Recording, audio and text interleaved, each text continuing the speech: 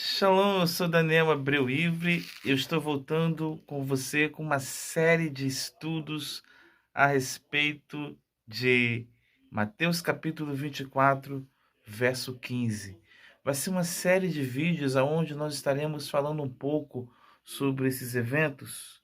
Eu quero começar nessa introdução falando sobre o início que vai dar vários vídeos acerca desse assunto,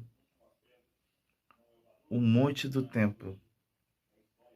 Mateus capítulo 24, verso 15 diz, o tema nas nossas Bíblias, João Ferreira de Almeida, sempre tem o título A Grande Tribulação. Versículo 15 diz, quando, pois, virdes o abominável da desolação que falou o profeta Daniel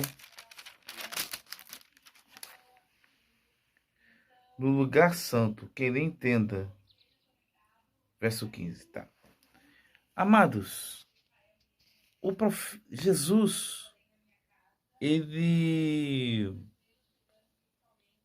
diz esse texto, esse versículo, e pediu para que fizesse uma comparação do que Daniel falou no seu livro. Quando nós vemos esse texto, logo chegamos a um entendimento que Jesus está falando de um líder que vai surgir, que em sua homenagem vai colocar uma estátua de adoração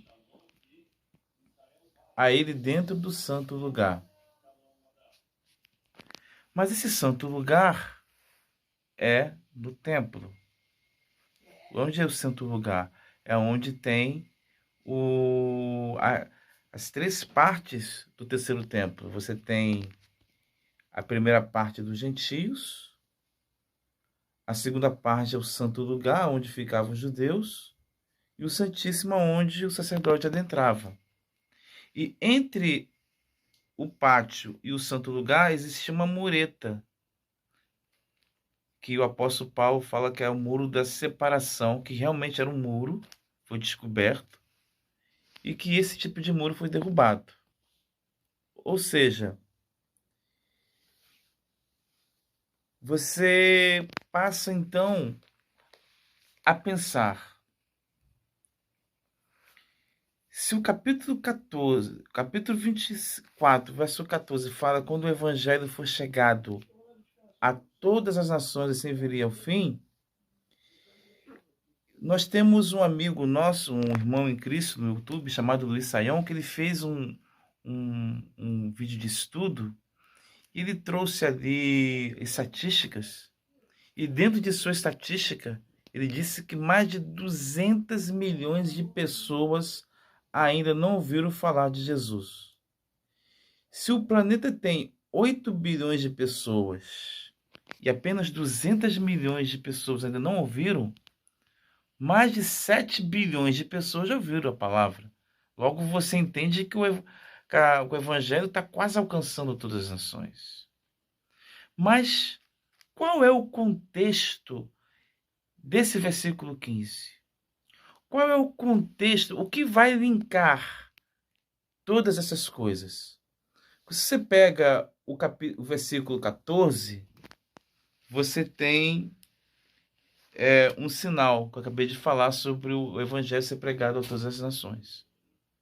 Mas se você pega o capítulo 24 de Mateus e o versículo... Onde está? A partir do verso 2, olha o que Jesus diz. No capítulo 24, no verso 2, Jesus estava saindo do templo e os discípulos mostrou para ele a reconstrução. Qual era o templo esse? Era o segundo templo que foi reconstruído por Zorobabel, por Neemias, Esdras, mas que Herodes deu uma repaginada no templo. Então logo aqui dentro uma mensagenzinha, então eu tiro. Então logo você vê que Jesus vai dizer essas palavras. Ele olha a estrutura, né? Porque os discípulos o mostram. Ele diz assim: Ele, porém, lhe disse: Não vedes tudo isto? Em verdade vos digo que não ficará aqui pedra sobre pedra que não seja derribado. Qual é o contexto de todos os itens que serão falados acerca dos fins dos tempos? É a destruição do segundo templo. Ou seja, você vai, o versículo 15 e os versículos anteriores, o contexto está na destruição que Jesus profetizou que haveria ao segundo templo. Porque no versículo 4, a partir do verso 3, os discípulos ficaram curiosos. E eles perguntaram quanto que essas coisas vão acontecer. Na verdade, quanto que vai destruir esse templo? Ou como isso irá acontecer? Porque eles ficaram incrédulos. Não foram isso que os fariseus disseram? Vem cá, você diz que nem tem 50 anos. Você viu Moisés ou... Poxa, o templo foi construído em 46 anos. Em 46 anos que o templo já existe. Você vai destruir e vai levantar em 13 dias. Então os discípulos também ficaram atônitos. Então o contexto é, Jesus afirmou sobre a destruição do segundo templo. Aí diz assim, olha só o que linka o contexto. Os versículos são, Jesus vai falar sobre algo importantíssimo. Vede que ninguém vos engane. Ele estava falando para quem? Para os discípulos. Não sejam enganados. Por quê? O que vai acontecer? Primeira coisa, muitos virão em meu nome dizendo Cristo. E vai enganar muitos. Então, ele fala que coisas espantosas vão acontecer, mas não é para que ninguém ficasse preocupados e nem se assustasse. Então ele vai dizer aqui, olha, ele vai continuar, levantará nação contra nação, reino contra reino, verá fome, terremoto em vários lugares. Olha só, é só você ligar a televisão e ver o que está acontecendo em Marrocos, a tragédia que houve lá, terremotos, fome. Você vai na África, você vê as pessoas sofrendo. Não precisa ir muito longe, aqui no Brasil, o sertanejo, o Nordeste, o Norte do país. Nação contra nação, reino contra reino, essa dualidade, essa luta entre o capitalismo e o socialismo.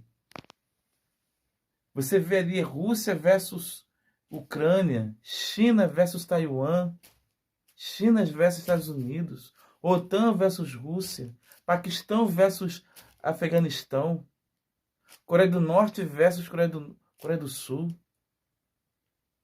Então logo você entende que esses sinais estão acontecendo. E continuando, ainda no capítulo 24, Jesus vai dizer que isso é princípios das dores. O que eu e você está vendo é princípios das dores. O que são as dores? É a grande tribulação. Qual é o princípio da grande tribulação? é esses sinais que eu estou dizendo. Aí continuando, ainda aí no verso 9, sereis atribulados e vos matarão, sereis odiados de todas as nações por causa do meu nome. Ou seja, quantas pessoas estão sendo perseguidas, sendo presas por causa do nome de Jesus? Será atribulado, ou seja, as pessoas irão te perseguir, irão te estressar por simples fato de você dizer que segue Yeshua, é discípulo de Jesus. Ainda no verso 10, Jesus fala sobre os escândalos, sobre o ódio, sobre a traição. E aqui no verso 12 diz: por aumentar a iniquidade. Eu já falei aqui em vídeos que iniquidade aqui vem da palavra do grego anomos, não a lei, ou seja, não a obediência, não os ensinos bíblicos. Isso vai trazer o quê? Esfriamento. Esfriamento. Aí no verso 14 vai falar o que eu acabei no início. Esse evangelho seria pregado a todas as nações. Se as estatísticas feitas pelo pastor Luiz Saião, ela tem uma veracidade, e são 200 milhões de pessoas, e se nós temos 8 bilhões de pessoas no planeta, então mais de 7 bilhões de pessoas já foram alcançadas pelo evangelho. E logo, a qualquer momento, virá o fim. Mas quando falamos de fim, estou aqui me ajeitando, irmãos, quando nós falamos de fim, nós não estamos dizendo assim, o fim de todas as coisas. O fim em grego aqui é telos. Telos é completar. Ou seja, vai completar a missão do evangelho, alcançar todas as nações. E todas essas características de itens que eu falei, nação contra nação, reino contra reino, muitos se dizendo Cristo, Messias, traição, ódio, tudo está ligado a uma declaração que Jesus falou para os discípulos, que não ficaria pedra sobre pedra, que não seria derribado, falando do segundo templo. E o que aconteceu no ano de 70 da nossa era? O general Tito, com as legiões árabes, que tinha uma cidadania, vamos dizer assim, romana, a qual conhecida como as legiões romanas, que eram árabes, invadiram Jerusalém e destruiu, saqueou a cidade, destruiu o segundo templo. E os soldados e o general Tito levou a menorá para Roma em símbolo de vitória sobre o segundo templo.